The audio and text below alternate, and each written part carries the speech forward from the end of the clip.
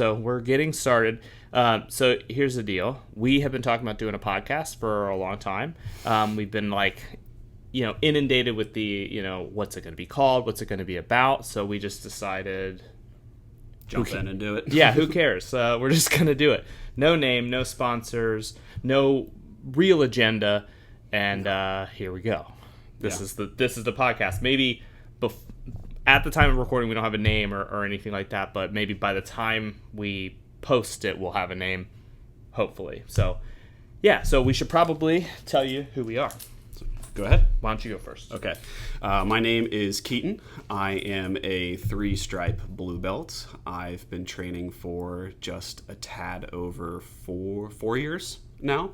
And it's been all here at Cincy MMA. Awesome. Yeah. So I'm Sean Sutton. I'm the main instructor at Cincinnati MMA Academy, where we are right now. It's inside Premier Shooting and Training Center.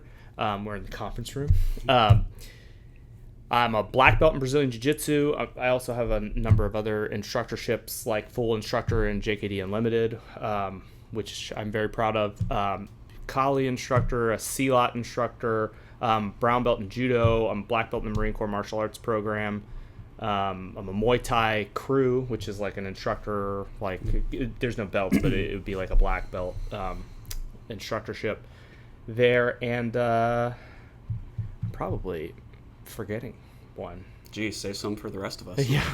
Yeah. So I guess I've been training since I was 7, but I've been training specifically in the martial arts that I'm an instructor in now since I was about 21, with some intermittent breaks because I was in the military.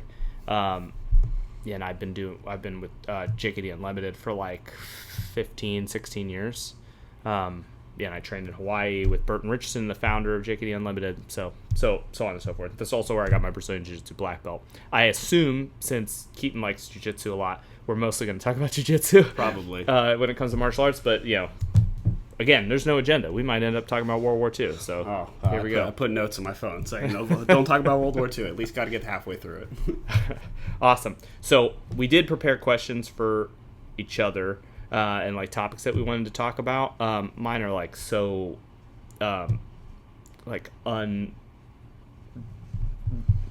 regimented, I guess. Mm-hmm. So I plan on just like organically coming up with them. So I'll just let you lead. Like, what do you want to talk about? Well, I will. I've got this in my phone as Ask a Black Belt segment. Okay. Cool. So the idea behind this one is, I feel like we've got a pretty good discourse with each other. I think so. So I feel comfortable asking you this because, you read on Reddit and people are like, well, I don't want to talk to my coach about, when my next promotion is, because then they might add, 6 months to it. And that's not at all the culture we have here. Yeah. So as someone who is fairly deep into their blue belt, obviously, I'm thinking about purple belt. That's the next big one around the corner. Mm-hmm. And so the burning question is, what are the things I need to do to get to that point? And obviously we've talked about like the individual like things in my game that I need to work on. So in like the grander scope of the question, when you have someone who's getting close to purple belt, what are some of those like prerequisite skills that you need to see from them or behaviors that let you know, okay, this person's getting close to that belt? Yeah. It's a hard question because for different people it's a different answer, right? Because like you have people that are like much older, like they're in their 70s or something, and they're trying to get their purple belt. I'm gonna have different expectations of that person than I'm gonna have of like a 20-year-old, right? However, there are some things that are like, and that's mostly in relationship with like sparring and how they spar with other people, because there's just going to be things that once you're older, if you have different, like you're much smaller than everybody, that you're just not going to be able to fulfill. If I was to say like old school, if you're going to get a purple belt, you better submit every blue belt in the room. Yeah. Right. Yeah. So I move away from stuff like that. It's more along the lines of like understanding, especially like white belt to blue belt is easy. Because it's really just like basic understanding of like, if I put you in a position, are you working towards the right direction? Like, do you have ideas of how to get out of it, or are you just laying there with your arms out with your elbows off your body? Like, you're obviously not ready for your blue belt if you're doing something like that. Right. Blue belt to purple belt is a lot more nuanced. It's more like, do you have a plan? And that's the major thing there. Also, like, so I think about, for example, like really good fighters in the UFC, right? I'm not saying like you need to be a good fighter in the UFC to be a purple belt. I'm saying if you look at the really good ones, the getting to the UFC, you can have a game where you're strong in certain areas, and maybe those areas don't connect as much. Like you can have like really good striking, like they're a good boxer, and they have good jiu-jitsu, but you know there's like the clinch, the wrestling, cage grappling. That stuff is not as pronounced as the other things. But the really good people, the people that last and are very skilled, are the people who integrate skills very well. So like maybe they're a good boxer, maybe they're really good at jiu-jitsu, so they have some key takedowns to get from one avenue to the other. The best at this is George St. Pierre, obviously. Yeah. Right? Of course. He can link his kickboxing and his takedowns so well because he has integration. And I think blue belt to purple belt, I'm kind of looking for that. Not at like the level that I'm talking, but it just as like an example that people would understand. I'm looking for like, if you have a good triangle and you have a good double leg, those things aren't related to each other. Right. So what's in between? Like Robert Follis used to say, the space in between the notes makes the music. I butchered that, but and that's what I'm looking for. I'm looking for the space in between the notes. How do you link the things together? That's interesting. That's something I feel like we put a lot of emphasis on here. Is we do a lot of different concepts, but we do spend a lot of time trying to tie these different things together. Because you talk to even people like blue belts and certainly white belts where they'll get to a position and they're like, I have no clue where to go from here. So that would make sense that to achieve that next step, you're really trying to get rid of that aspect of the game. It's like if you're somewhere, you should have a clear path of, if you're not here, where do you go and how do you get there? Yeah, it's the strength of Brazilian Jiu-Jitsu in general. Like, I think the real secret behind it is there's just so many positions. Yeah. And I remember like early in my jiu-jitsu like career, I realized the people who are really good have more positions than other people. Like I think it was an interview with Marcelo Garcia in like 2008 or something like that, and or maybe it was Eddie Bravo, I forget, but they were talking about Marcelo, and they were saying you have mount, half guard, side mount, but there are like 5 positions in between each of those positions. Sure. And the people who have names for those in games from each of those positions are at an advantage because you think you're in a scramble and they are in a position that they've trained over and over again. Maybe they've even done positional sparring there, right? And then for you, maybe not everybody viewing will understand this, but like, just Google it, right? You're on your computer, you should probably Google it. Like for side control. Side control isn't just like I grab crossface and I hold it. There's like it's not. Right, exactly. Work on that. That's like your purple. Side face in the leg, side face in the head. There's like scarf holds from judo. There's like the elbow shelf. We can go deeper and deeper. There's like the mounted crucifix. There's mounted like scissor crucifix, and then there's like one with a shin staple. These are all like actual positions. And I think most people are just like side control, and I kind of trap his arm, where, if you have words for it, if you have positions and you have some like techniques from each of those positions, then you're going to have an advantage on people. And that's not blue belt to purple, but like, that's, as you're in your purple belt, you should like know those things. I kind of teach that to white belts because I'm, I just fire hose to the face, but maybe I should improve that. It's all right. It's kind of funny actually. Kevin, one of the other training members here, but last night Kevin and I were talking about how the way we train here, it's like really conducive to long-term development. Whereas like you may come in the first day, it's like you're doing an omoplata, and that person's like, "What the heck is an omoplata?" Yeah. But like 6 months down the road, you're like, oh, I've got this on my back card, trap card. Yes. And then down and down and down the road. Like, Alex and I have been doing leg locks since mid white belt, and then, I went into my first blue belt match and won by knee bar. Yeah. And where most people, like, I've won several matches at this point by knee bar. Mm-hmm. And, I feel like that is just something most gyms don't cover. They just wait until this non-discriminate, point far down the road to start covering that stuff. And it's like, you're behind the ball. You're not just learning. You were a couple pages behind other people. Yeah. I kind of deviate from the pack on that one. It's not like I'm saying like, you're on your first day, you should be heel hooking everybody or whatever, and like just showing like very destructive techniques on the first day. I'm not saying I don't do that too, but like I think because we do Brazilian Jiu-Jitsu for the street, so there's like a self-defense aspect, and the way I teach Jiu-Jitsu is like we have our advanced class. So our advanced class is where it's like mostly sport Jiu-Jitsu, usually to the rule set that we're preparing for a tournament or like a one-on-one sort of match. Yeah. That's kind of more like how I run like private lessons in camps.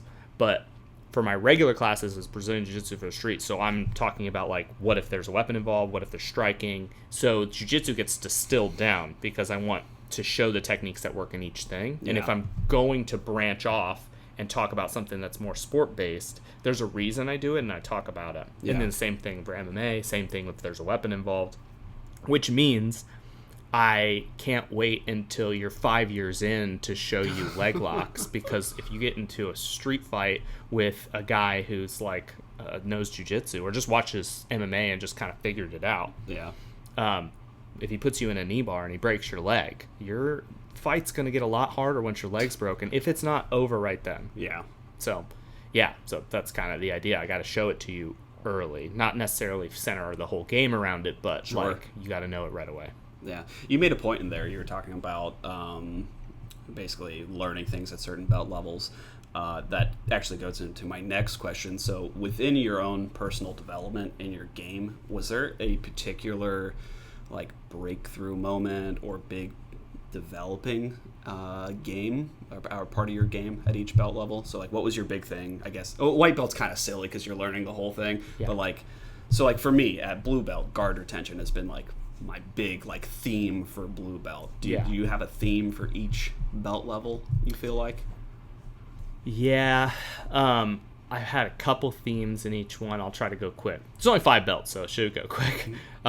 White belt, I was a white belt for 6 years.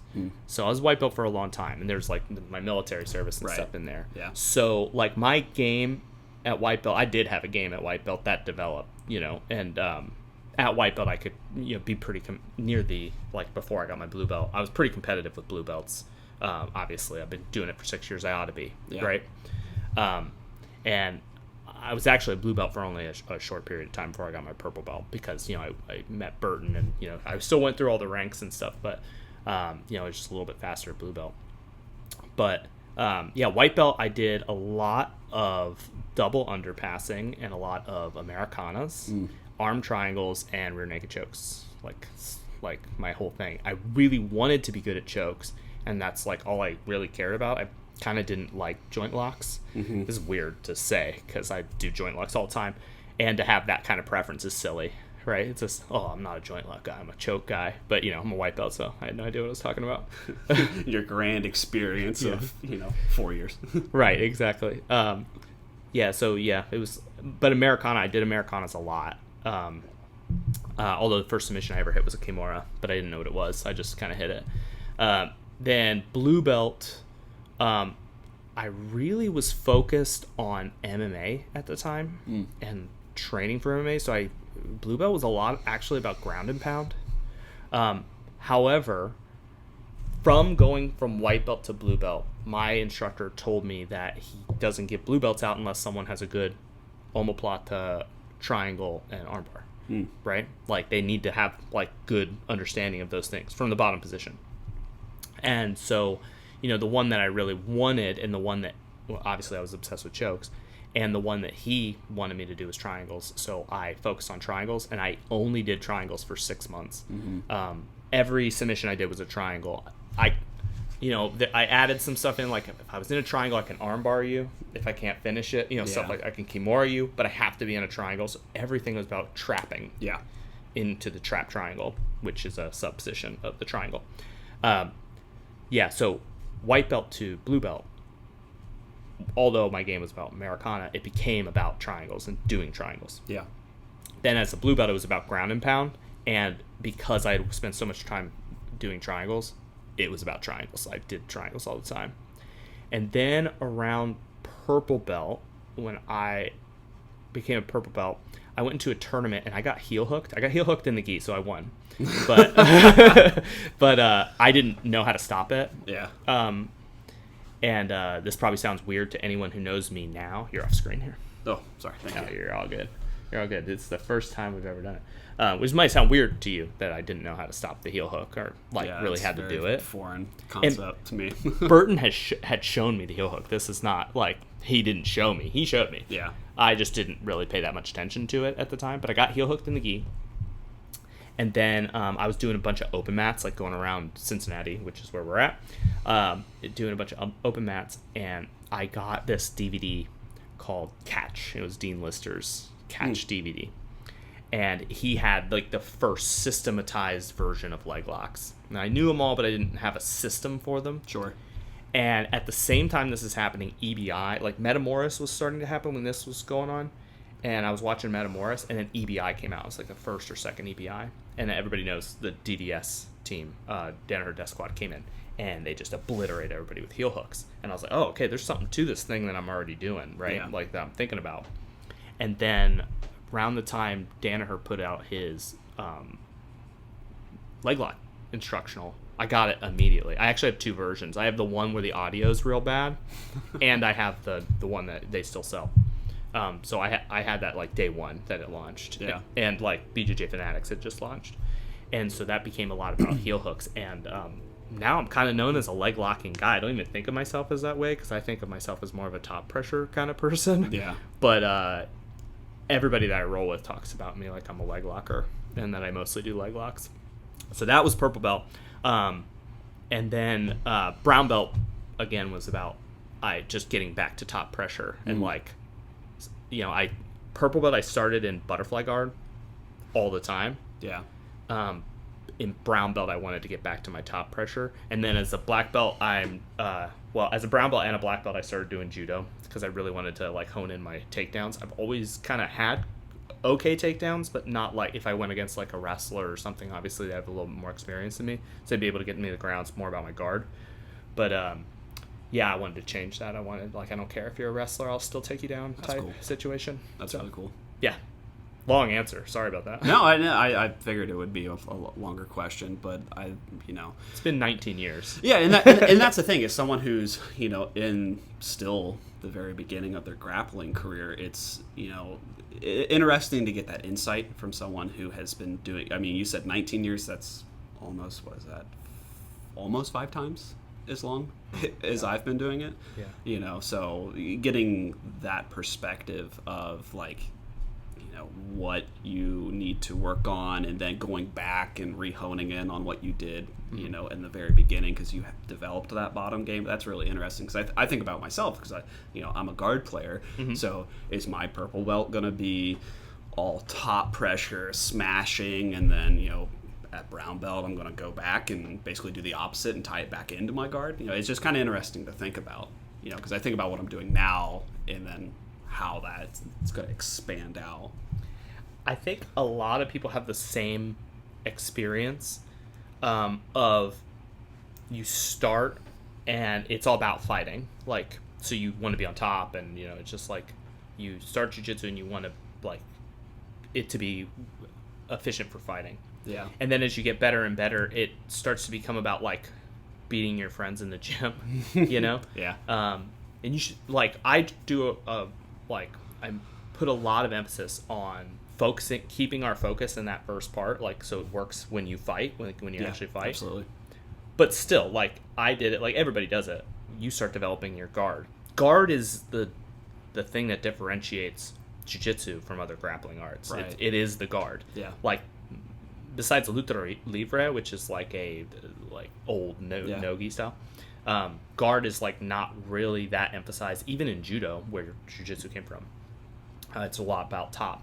So I think in the purple belt, a lot of people work on their guard, even if they're not a guard player. And some people like become guard players. I think I became a guard player while I was in my purple belt. Like, and I still kind of am. But I emphasize this a lot. I don't say this enough to other people, I guess, but I emphasize this with myself. I work on not defining myself like that. Yeah. I don't like putting a label on myself. Like, I do have a certain type of guard that I play. I could be considered a guard player. I do a lot of leg locks. I don't consider myself a leg locker. I do a lot of passing stuff. Yeah. I work on passing guard a lot. I don't really think of myself as a guard passer, I just don't define myself at all. I just want to be good at everything. I want to be better at everything than everyone. Yeah, which is crazy. Well, that's the pursuit of knowledge. Yeah. So do you think it's better to be a generalist or a specialist? I think that it just happens naturally, and neither's better. Yeah, it's just, like a generalist has the ability. It just depends on how you implement it, because you can have someone who's like really, really good at like guard, right? Yeah. And then you have a generalist, and if that generalist can take that person out of their guard and make them do something else, they'll probably beat them. Right. But guard players are very good at funneling you into their game, and then that generalist is going to get beaten in that person's guard every time. So it's really about strategy when it comes down to, and I think specialization just happens naturally. Yeah. If we're talking about MMA, like the sport of MMA, you do need to be a generalist to some degree. I think a generalist with like a background in something else is usually going to beat a person who just like, oh, I just like knock people out and that's my whole thing. Like I just walk in there and knock them out. You know, unless you're Derek Lewis, then you just do. I don't know. What was the big country guy, Roy Nelson? Yeah, Roy Nelson. Yeah, didn't he have a background? He's a Brazilian Jiu-Jitsu black belt. I thought so. A really good Brazilian Jiu-Jitsu black belt. Yeah. I remember seeing some like pure Jiu-Jitsu grappling from him. I think it was just training, but he was like fantastic. Yeah, because I think he's someone that kind of gets a, I don't want to say bad rap, but got caught up in being like, oh, he just knocks people out. And it's like, no, he actually has quite a bit of grappling he can fall back on. Yeah, he does. Yeah, he just happens to have a hand that just puts people to sleep, you know? Yeah, which it's... You talk about the specialists, and you always think about like, oh, Charles Oliveira. It's like you think about how much time that dude has spent tying everything back into his jiu-jitsu, because like obviously he's got good striking, and well, maybe not after the Islam match with the wrestling, but he's got good wrestling. But you think about how much time he spent tying everything back into that ability to funnel someone into that pinpoint. That's... Yeah, and you said something, it's kind of in jest, but I just want to make sure, since we have people listening to us also. Charles Oliveira does have good wrestling. It's just we put it against Islam Makhachev. It's like, it's on a bell curve. Like, Islam's incredible. Probably one of the best wrestlers in MMA history. Arguably on par, or maybe even in some ways better than Khabib, his mentor, but also training partner. Although you can watch Khabib versus Islam in Sambo, and you can see that Khabib has the better of him. But the way that Islam puts it together is so good. So, yeah. It's easy for me to watch UFC and be like, oh, why doesn't this guy do this? Or why doesn't this guy do that? And then I always have to remind myself, like, oh, it's the other person. The other person's, like, insanely good. Yeah. But anyway. And then there's that whole the man in the arena thing. Like, you can, Monday night quarterback a jiu-jitsu match. And I will. But, until you've been in that seat, that's like after I did my first, real weight cut, I told myself, I'm never going to give anyone a hard time about missing weight again. Like, that was horrible. I did it. And then, it gave me a new level of respect for these guys that are cutting 30 pounds, and it's that thing with MMA. I've never done an MMA match. I've done jiu-jitsu matches. I know how stressful that can be. So it's you've got someone who just can't flip the switch per se. It's I have no room to give them a hard time. It's a whole other thing. To get topical, I guess, the day that we're filming this, if we release it later or whatever, or the day that we're filming this is the night after Merab and O'Malley, and also Kayla Harrison versus Juliana Pena. And did you see Kayla Harrison's weight cut? Yeah, that was scary. Dude, She's from around here. I don't know if you knew that. Middletown or something? Yeah, like I think Middletown or Monroe or somewhere. Yeah. I forget. But she did judo up there. So I was like stoked for her. Spoiler, she won. It was awesome. It was a good match for her. But yeah, her weight cut was insane. Yeah. Like, she probably should fight at like 155. Yeah, I was sitting there watching that with Kevin, and Yeah. in my head, I'm like, oh, well, she's probably going to win this. And then she won it. And then I was thinking about, like, Ilya Taporia, Yeah. like how he got the belt and then was not a very long-lived champion. Not because he couldn't hold it, but because that weight cut was so rough for him. And that's something he's talked very openly about. So I kind of see that with Kayla, like maybe 1 or 2 defenses, and then I wouldn't be surprised if she moves up, 1 to 2 weight classes. Especially given her age, I think that weight cut's going to be hard to sustain. Yeah, Amanda Nunes came into the octagon afterwards, as you know, right? Yeah.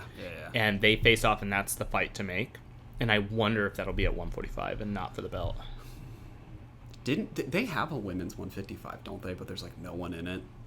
I don't recall. I know they have 135, 145. I think 145 is the highest. I think it is. We could Google it. I mean, Yeah, I wouldn't be surprised if... we need a Jamie. Yeah, it would be... I think it would be good. I don't know who the featherweight champion is right now, actually, in the UFC. I don't know either. Yeah. I'm going to Google it. Is this all right? Maybe I don't think our sponsors will mind. Yeah, which is us. Sponsored by us. UFC women's. Yeah, especially if Nunes is coming off of a break or, supposed retirement. I wouldn't be surprised if, because she was double champ, I wouldn't be surprised if she would want to come back at her heavier weight. Yeah. That way it's easier. Like I said, I don't blame her. Cutting weight is not fun. I only did like 14 and a half pounds, and that was enough for me. Amanda is technically the 145 champion according to that Google search. It's clicked on 3 different links. It said she's the champ from whatever date to present. Really? They didn't strip her? I guess not. Of the belt? I guess not. That would be cool. That would be cool if it was a 135 versus 145 super fight. That'd probably be the first time in women's history where it's been champ versus champ. Oh, yeah, good point. Between 2 different weight classes. Amanda's double champ, though. No, I mean, it was Volkanovski versus Makhachev. Yeah. The 145, 155 fight. What was that? Their would have been their first one. Mm-hmm. I don't think that's happened in women's. I think Amanda did it. I think Amanda was champ, and then she went. And went up. And then won it. Okay. Yeah, that would have to happen unless it was vacant, which it probably wasn't at that point in time. But it could have been. Yeah, we should probably have Googled this before we started talking about it. But she might have been 135 champ when she beat Ronda, and then the 145 opened, and then it was like Jermaine. I forget her name. Durandamy. Yes, Durandamy. That's right. She won it, but then she didn't want to fight Amanda. She vacated and then retired. Yeah, that's right. And then Amanda fought somebody and won it. So. It's been so long since I thought about that stuff. Yeah. Yeah. I remember they bullied her into vacating the belt. Yeah. So I think she won a vacant title. So I think you're right. That would be, if it's Kayla versus Amanda at 145 for the championship, then that would be champ versus champ. And then if Kayla was able to beat Amanda, that would be cemented legacy forever. Kayla could probably just retire right then if she wanted to. Yeah. I mean, and she's fun to watch too. Yeah. That'd be such a fun fight between the two of them. Yeah. Not speaking bad of Juliana at all, but some of those fights, I'm like watching it and I'm like, I don't know how this is going to go. She's much smaller than Kayla too. Yeah, I was really surprised. Yeah. I knew Kayla was big for that weight class, but I didn't realize the size discrepancy was going to be that large. That was very shocking. Yeah. I mean, and Juliana's good. Like, don't get me wrong. Look at her fight with Amanda. World-class champion. Yeah, look at her fight with Amanda. Like, she did what a lot of people couldn't even... Most people can't get out of the first 30 seconds with Amanda Nunes. Right, yeah. You know what I mean? Like, Valentina's the only one that managed to do that, I think, other than Juliana, so... Yeah, that really kind of speaks to how high the top of the mountain is in terms of skill. Oh yeah. You know, you've got these people where you watch the match, it's like, oh well, you know, Kayla beat the brakes off of Juliana, but you put Juliana in the cage with anyone else, and it doesn't even look competitive. Like I'm sure she could make people, very tenured MMA fighters, look like they've never stepped in a training room before. Yeah, it's an interesting thing. Like the levels of skill is ridiculous. Like you see that with like John Jones too. Yeah, you know, or like Charles Oliveira. And mind you, I'm a huge Charles Oliveira fan, so just get that out of the way. He had that fight with Islam, and people are like, "Oh, Charles is washed. Like he's a has-been. Never's really like, you know, never should have gotten the title, or whatever craziness that they said at that point in time." And then he had that next fight with Dariush and just beat the brakes off of him. It's like it really shows how steep of an incline it is once you hit that, like what, especially at lightweight, like that top 15 is just a killer's row. There's also like a peek behind the curtain here that like if you're not really into MMA or like have never like coached it or like been like part of a camp or something, that like I've never been part of a UFC level camp. I'll just put that out there. I'd like to though, so bring me on. But yeah, but I have been in part of. I've ran a bunch of MMA camps. I've been part of others, and I will say there's some things that happen like that is just imperceptible to other people. You see, and this is cliche, but like you see 25 minutes of fighting and you're like, oh, that's the fight. And the fight actually lasts like, it's years before, not just the camp itself, not months, it's years leading up. And there's things that happen like, you know, maybe this person has a bad shoulder and then they're rolling and then that it acts up and then they lose 3 weeks of their fight camp because of it. Right. Sure, yeah. Or like, you know, you have stomach issues. Right, a lot of people get these stomach issues, right? And and you just get sidelined. You can't even train for like 2 months. You can't train. You have these stomach issues, and then you have to roll in there, and everybody's like, "Oh, he looks terrible. Like this dude's awful at fighting." It's like, no, this guy's got a really bad like ailment, you know, and he's trying to fight through, and you're trying to like get to that point, and you get into that fight. So sometimes, you know, with the Charles fight, I'm not saying this happened, but in that first fight, he could have been dealing with injuries. He could have been. I think he had knee issues. Yeah, but there you go. Like knee issues makes it really hard to grapple and really hard to do stand up. Yeah, and which is the whole. That's all of MMA. And like then in the second fight, maybe his knee issue resolved. Maybe he got surgery, and then he comes in there and just destroys him. Yeah, you know, just. Yeah, I'm sure you can relate with what I'm talking about. Yeah, I'm all too familiar with stomach issues, like, well, even just like getting sick very easily, like with the Arnold Classic. What was that? April? Yeah. April? Yeah. You know, I felt like I was having a great camp and was doing great, was doing all these things, and then it was like 2 weeks before I'm practically bedridden for a week straight, and it's like all that momentum comes to a screeching halt, and then you've got a week, I think it was a little more than a week, but basically like a week to finish the weight cut too, which I guess getting sick helped the weight cut because I wasn't eating much, so that's cool, I guess.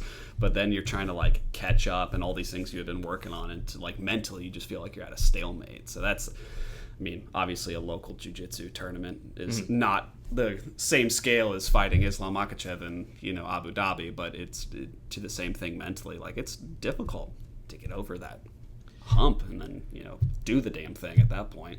Yeah, I mean, just for everyone who's not part of our gym that's listening, which maybe no one, but who knows.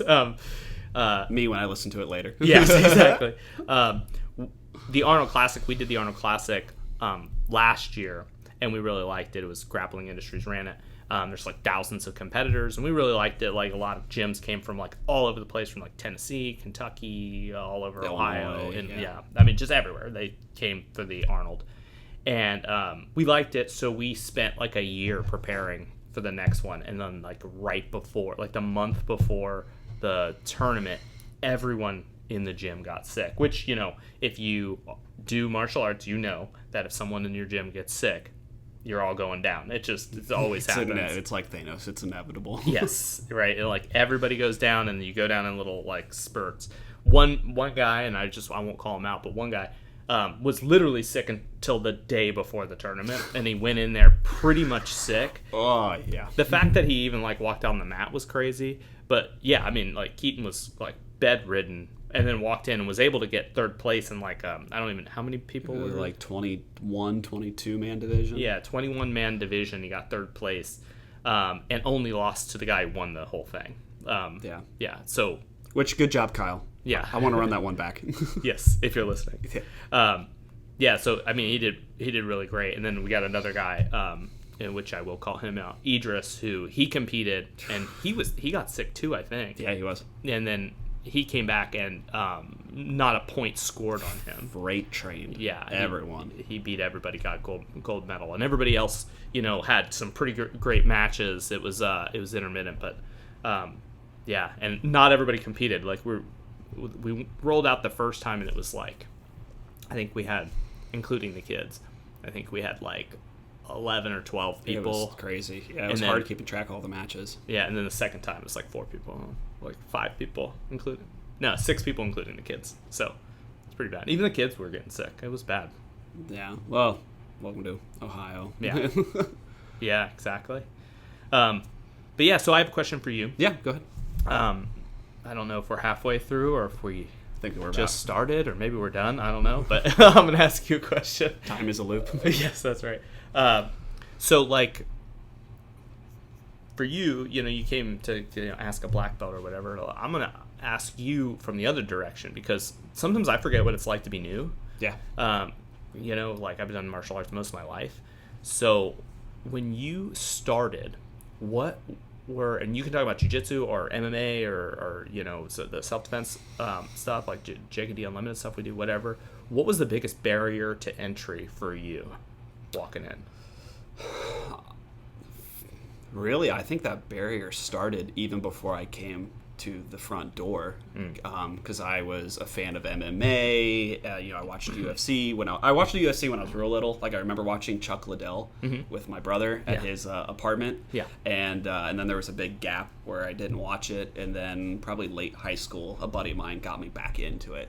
So there was a couple year span where I was really interested in it, and then as I got older and moved out, I was like, man, I am like 145 pounds soaking wet and don't know how to defend myself. So I kind of had this thing brewing for a long time, building pressure, and then I was working one day at the bank that I worked at the time, and this customer came in, and he had a really cool logo on his shirt, and we were taught basically you need to make conversation with them rather than just running their transaction.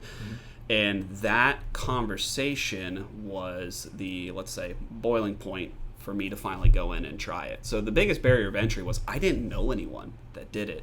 No one in my family did martial arts, and none of my friends did martial arts. So having that one person to finally lend a hand out or extend the olive branch, or however you want to say that was what really was the tipping point for me to come do it. And then after training, it's a little intimidating. You come into this room, everyone knows each other, there's this dynamic, and they're all friends, and you just kind of feel like a fly on the wall, what am I doing here? And then, you've got this dude that's got his legs open, he's like, hey, come in my guard. And you're like, what did I get myself into? So that's kind of with the territory. But the big thing for me was finding someone that was so inviting, and thankfully with our gym, we're super welcoming, so that alienated feeling was gone by the end of the first class, and I felt like everyone was excited to see new people, especially someone on the younger end when I started. So it was really just finding someone to get me in, and then at the very beginning of training it was feeling alienated, but then that went away, and then it was just full steam ahead. Awesome. At that point. Yeah, great answer. Follow-up question. When was the moment where you're like, oh, I think I'll do this for the foreseeable future? What was the sticking point? What was the moment you're like, oh, okay, I really like this? So there's two. There was one that I thought it was, and then there was the one that was actually the moment. Cool. The first one was we were doing rear naked chokes for my very first class. I remember it very well. And we watched the instructor, demonstrate the move. It was very specifically on the finishing mechanics of it.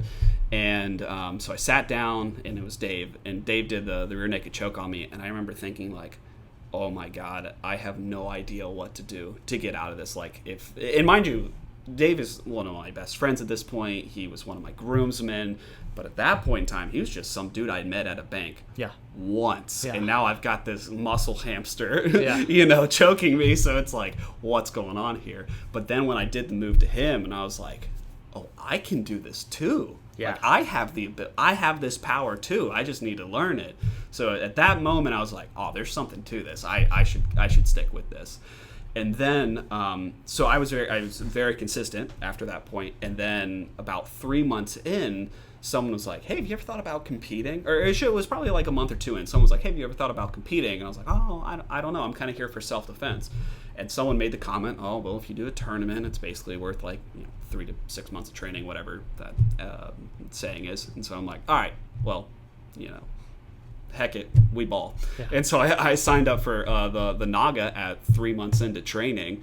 And I just remember in that first match, having the ability to go full throttle and like just do whatever I wanted to do was like so liberating. It's like, this is awesome. And so after that very first match, that's when I knew in my head, I was like, this is my thing now. This is like, I've got other hobbies that I still do. Like, I still like cars and like all that sort of stuff. But it was really at that moment that I was like, this is now my main thing. And everything has since kind of taken a step down.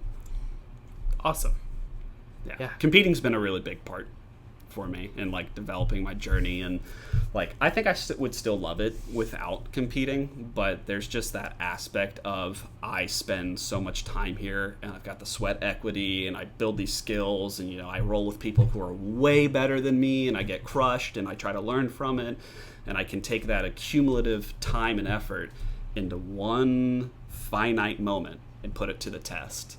And sometimes it works, and that is such an awesome feeling. Yeah, to like know that all that effort has paid off. Yeah. I think that's like one of the reasons why this is like kind of a cool, like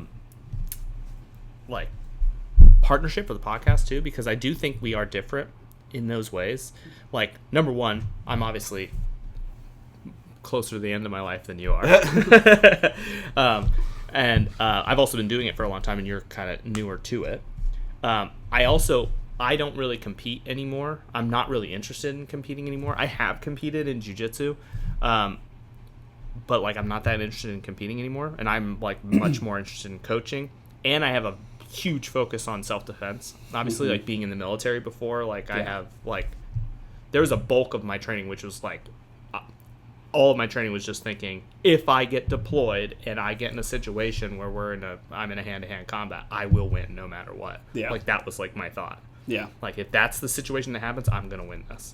Right? And I felt the same. You have to have that mentality, probably. Yeah. And losing's not an option. Yeah. And then I felt that way with my rifle and stuff too, but besides the point. So, like, you have a kind of a different experience than I do, because you're like so into competing. Yeah. Where I just kind of did it to kind of like, oh, I'm just gonna go test myself and like get my 3 months of training in the tournament. I don't think that's true, by the way. Yeah, I don't. It's a silly thing. It's completely different. I think it's a diagnostic tool. Yeah, that's how I view competing. And when I walked in the door initially, I was purely self-defense. Like I said, 145 pounds soaking wet. I was like, I hate to use this term, but like victim weight. Like both my brothers. I've never heard that. It's awful though. Yeah, it's like a joke on like Reddit. Yeah. Like if you're under 200 pounds, if you're under 200 pounds as a man, you're victim weight. Oh wow. And it's like my brothers are both much larger than me, so when I was even a teenager, they could just toddler control pick me up. It's like, bro, I'm 19. Why are you doing this to me? And so I come into the gym. I'm like, I need to learn how to defend myself. And then I started playing the game and, did like very basic leg locks, or would like see people, invert into like a heel hook and then let it go and then chase the back, and like all very sport oriented stuff. And then It's like, yeah, no, I think I'd rather do that. Mm-hmm. So it's funny to think why I came in here and where I'm at now, which is like 100% sport oriented. Yeah, that's interesting. Because I like the sport too. Yeah. Like obviously I teach it. I like to go to like tournaments and coach and do the whole. I watch all of it. Like I watch all combat sports essentially. I really like submission grappling and MMA, obviously. But anymore, I think I watch submission grappling more than I watch MMA, to be honest. Even though I prefer to train like MMA more. That's funny. Yeah. But yeah, I mean, I think it happens when you first we'll use jiu-jitsu as an example. It is like you're learning jiu-jitsu, so it's like jiu-jitsu versus everyone. Yeah. That does not take, like if you were going to be a black belt of jiu-jitsu versus everyone, it would not take you 10 years. Right. Do you know what I mean? Yeah. Like it would take you a much shorter amount of time. A double leg and one sweep from close guard. Yeah, I mean, yeah. And just like MMA jiu-jitsu is so much smaller of a subset of techniques that you'll actually use. Like you really only need like a really strong half guard or maybe a little bit of closed guard is for your bottom position, and then escapes. Yeah. And all of your escapes are to get back to your feet, not to get on top, unless you're someone who's like a specialist. So, yeah, it's like completely different. But I like doing all of it.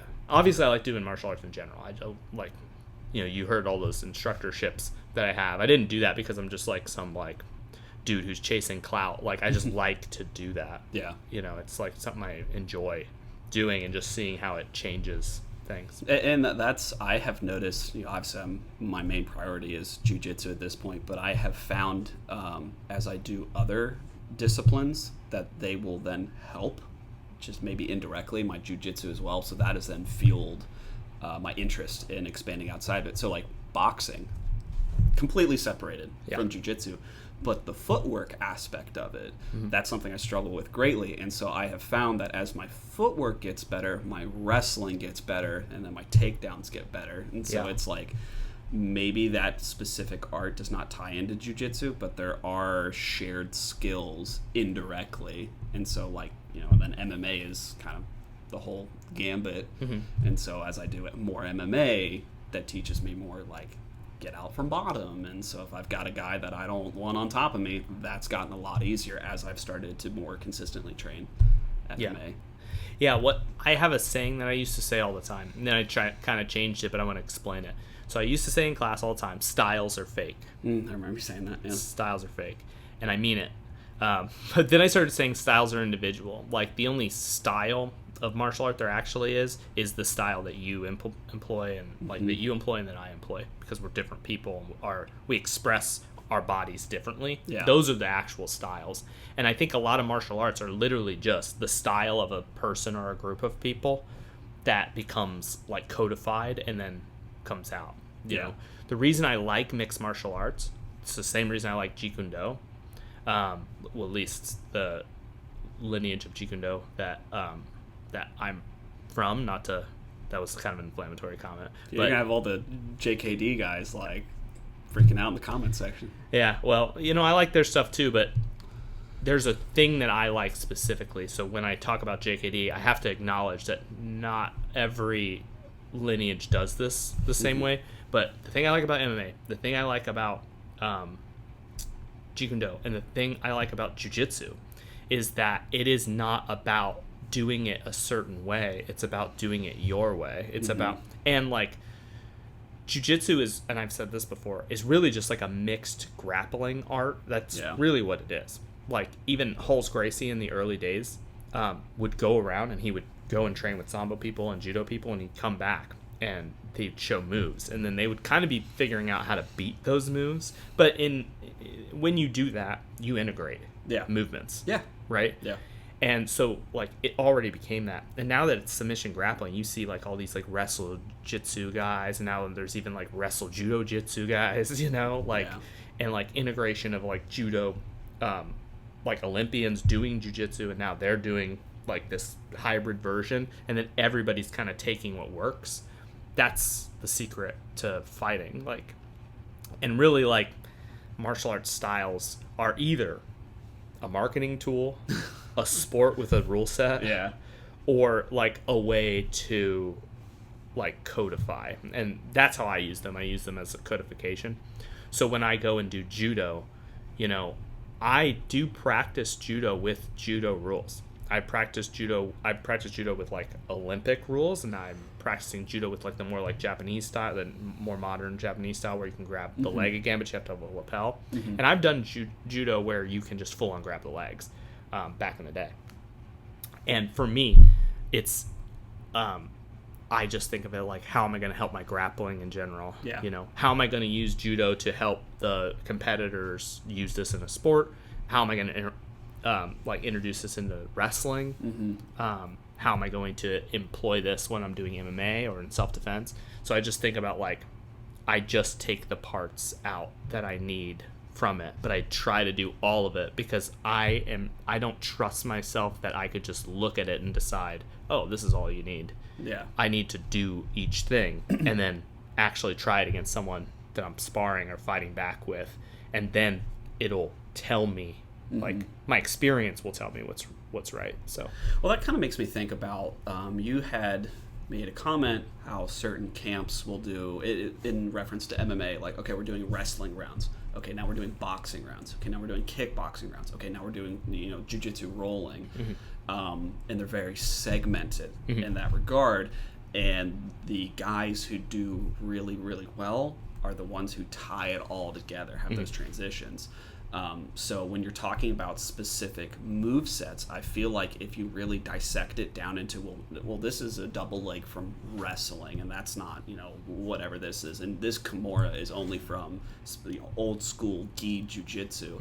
If you create those segments, I think you're doing yourself a disservice rather than looking at it like big picture. And it's like, yeah, it's from a different art, but the body can only move so many ways.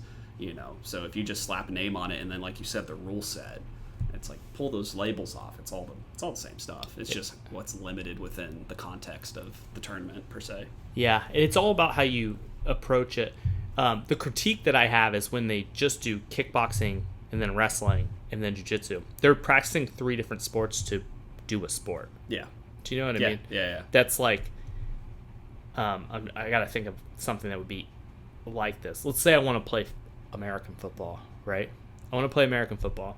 So I'm going to set up a camp for my team, and what we're going to do is we're going to do some drills and play rugby on week 1. And on week 2, we're going to do some drills and play Gaelic football. And on week 3, we're going to do drills and then play soccer. Yeah. That's crazy. Yeah. That's a crazy thing. Yeah. Although there are things in all 3 of those sports that are similar to football, right? Yeah. Maybe soccer is mostly just the kicker, the field goal kicker, right? I don't know anything about sports, so, by the way. But, Got 2 jiu-jitsu guys talking about football. yeah. But, like, to me, that's what it's like. What you need to do is you need to do sports-specific things. Yeah. And MMA is sports-specific to MMA. However, I do think when you're not in camp, it is healthy for you to go do jiu-jitsu or go do Muay Thai or go do boxing purely, and then come back and add it into your camp. Sure. Like literally, like, I'm doing an MMA round, but I'm doing moves that I learned in boxing. That's healthy and good. That's a great way to do it. Yeah. Do you know what I mean? Yeah, sure.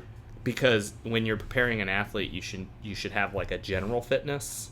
Like, especially when you're preparing kids, you want them to have general fitness, and then right before the competition, you give them sport-specific stuff. I don't necessarily do this with jiu-jitsu for kids because it's like I'm just trying to compile a bunch of knowledge as possible because I'm really just preparing them for the future. Yeah. But if I was going to run like a professional like kids team, and I kind of want to do this, maybe I shouldn't give away this secret because I'm probably going to end up doing this. We might cut this. Yeah.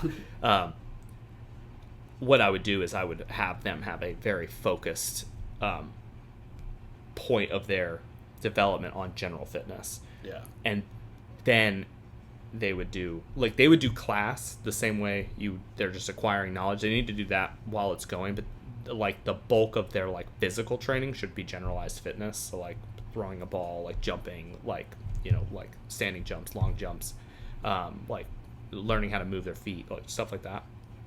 And then they would do the harder rounds preparing for like a world championship level. They would do those just a few months before for the 2 months before the tournament, while just doing regular class and generalized fitness. This would probably level off around 10 to 12 though, and then it would go more into what you would do for an adult. Yeah, it's kind of, as you were saying that, I was wondering, I'm like, if that would have a point of depreciating return. Yeah. But I can see, whereas like with little kids, just getting them to have command of their body, to understand rough athletic movements, that's probably pretty critical. Just to the being able to execute moves. Yeah, and then for adults, it's kind of similar. Like, you want to have generalized fitness, and you want to go to the regular class, and that's about knowledge accumulation. Like, you're trying to accumulate knowledge. But when you're thinking about like your like how you structure things when you're getting ready for competitions like MMA or whatever, you should be doing like knowledge all the time. So you should go to regular classes, or like a regular session. If you're like a professional fighter, obviously you may not go to the like main class because everybody is just trying to like kill you or take your pictures with you or something. So maybe you're not doing those classes, but like you're going to your session, and you should do that all the time to gain knowledge, but also be focused on improving your strength or your conditioning or whatever during that time. And then as you get closer to the camp, that's when you do sport specific stuff. This kind of flies in the face of some other theories though, because some people would say right before the fight it should be just strength and conditioning, because you've already it's like the BJ Penn thing, like, with, I can't remember the coach's name, but they said like, you already know how to fight, we just need to make sure you have a gas tank for it. Right. And I think that is true, but I think it should be in a sport-specific context, right? Like in sparring. Yeah. But like, you gotta be careful not to injure them. So it's a delicate tightrope. I'm not gonna write out the plan right here. I charge for that. But anyway, gotta be part of the gym. Yeah.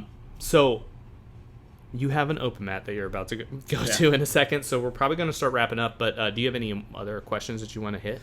I just naturally through the conversation we got most of them. I think we did that one. We did that one. The other, I guess the other one that's kind of also geared towards newer people is, I've heard like coaches say this before, like someone will walk in the door and you're like, oh yeah, this person's in it for the long run, or like, I'm not sure how long this person will stick around. So among those people that end up being, lifers per se, are there any specific characteristics that you see amongst them? Is that like something from the coach's perspective that is trained over time? You just pick up? This is gonna be weird. This is gonna be a weird answer, I think. Yes, and it's their ability to relate to the other people around them in a social way. The people who tend to stick with it, from my perspective, get along with their training partners. There's more to this. Also, they are they're not risk averse, but they are cognizant of not getting injured. So they go to a level that they won't get injured, and when it gets past that point, they stop. And they avoid those rounds that they know they won't be able to control not getting injured in. There's like a saying that I've heard from some of my coaches. Like, they went to Brazil, and it's like everybody in that room was a world champion. It's just who doesn't get hurt. Yeah. Like, sure. You know what I mean? And this is like back in the day, early 2000s. And so like, training smart, people who train smart, and the people who can get along with everybody, they don't have like a chip on their shoulder and it's not all about them, they usually stay. But also, like, it's kind of random. There are people that I'm like, oh, this person's we're gonna be like in the retirement home rolling, and they quit. Sometimes they quit because they get hurt. Sometimes they quit because just like, I don't know, they just quit. They just lose the passion for it. They get their blue belt. Yeah, sometimes. Sometimes it's it's weird. Like, and like some of the most dedicated students I've ever had, just someday they just quit. It just happens. I don't know. I don't know what the quality is that made me not quit. But I guess stick-to-itiveness And I've always been like one of those like persevere type of people. Like if there's a problem, I'll outlast it type of situation. Which is also very liberating if you are doing martial arts, like whether, especially one where you actually spar, and spar a lot, not just like, once every quarter you guys have a sparring day. Like if you spar a lot, it's hard to stick to it. It's hard to persevere because you're like, everyone's better than me. Chances are they're all going to quit, and you're not going to be, and you're going to be better than them. Yeah, I've had that where I'm like, oh god, dude, this guy just beats the brakes off of me. Even with just the 4 years that I've been training, that person disappears, and I look at their smooth comp profile, and they haven't competed in 3.5 years. I'm like, oh, that dude probably doesn't train anymore at all. Yeah, that was one of the things that made me stop comparing myself to other people when I realized, like, nah, they're not necessarily going to be here forever. And even if they are, things change, Yeah. Like, maybe, and it also doesn't matter that you're better than them, unless they're trying to kill you. Yeah. Right? Yeah. Then it matters. But, yeah, like, I had an old friend that I used to train with all the time, and I'm definitely not going to say his name because I'm going to, like, this is Matt talk, which is kind of a no-no, but he used to beat me all the time. Like, I couldn't beat him in any category at all in sparring. Not that you're trying to win sparring, but like, in your heart when you lost. And like, it wasn't even close. Yeah. Right? It's essentially like if he turned it on, it would have killed me. Yeah. Right? Like whenever he wanted. And then I kept training, and he became intermittent, and then he decided to come back to training. He's like, oh yeah, I just want to see where I'm at, blah blah blah. It's been a couple of years, and it wasn't like we sparred, and it felt like I was sparring someone who's never done martial arts before in my life, or in his life, I mean. Yeah. And I was just like, oh, okay, so if you just stick to it, like this, you get better. Then weirdly, even though that was a very competitive thing, I was very young when this happened. Even though that was a very competitive story and kind of like a little bit toxic, honestly. Someone told me that story from the way I just told it. I'd be like, you're thinking about this the wrong way. But actually, that moment made me think about it differently, and I stopped comparing myself to other people. Well, it's like the old adage of like the white belt who doesn't know if they're learning anything, and then the trial class guy comes in, and then they just smoke the trial class guy. I think that's the same sort of thing. Yeah, and I'm like organically moving into this, like not just saying like, what do I see, and then I'm like, oh, I think this person will stay, or the people who stayed, what they did, right? Because there's also people who quit and come back. Yeah, I have quite a few of those. I'm trying to like tell you how to do it. Yeah.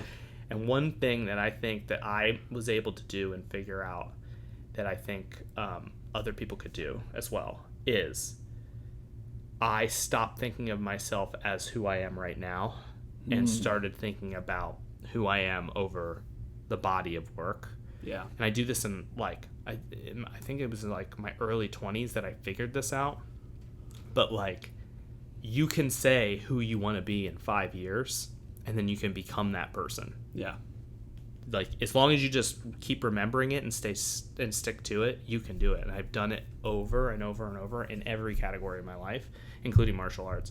And that makes me not quit, because it's never like, well, oh man, that guy's way older than me and he submits me all the time. Like, what the hell? Like, I've been doing this so long. Like, I should be able to beat everybody and whatever. It's like, no, that's the case right now. Yeah. What do I need to do to make that not happen? If I don't want this to happen, how do I change it? And then I just do it. Yeah. That kind of made me think of something, specifically like with my cystic fibrosis, totally to rip this off of Alexander Volkanovsky, but adversity is a privilege. Mm-hmm. Anytime that I've been like, man, I don't know if this is for me. It's happening once or twice, probably way less than it maybe should have, thankfully, but that thought's creeped in my head once or twice. And obviously that quote wasn't around then at this point, but retroactively looking back, this is how I felt about it. It's like, I am in a position where I get to have this. I get to spar. I get to get beat up by people who are way better than me. And then realizing that has made it so much more fun. Yeah. Because I could just be bedridden. Yeah. I could have a broken leg from a car accident and never be able to train again. But instead I get to come in and have my friends beat up on me on an open mat, and it's a good place to be. Awesome. Speaking of that open mat, We're gonna have to stop so he can go train.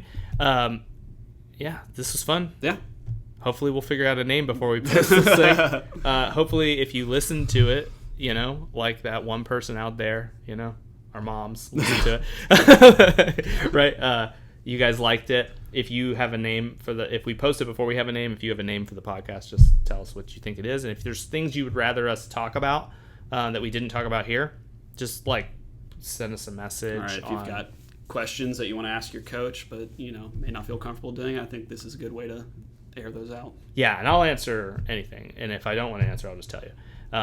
But yeah, you can probably reach us best probably on Instagram. Yeah, probably the Cincy MMA page. Yeah, at Cincy_MMA. That's CINCY_MMA.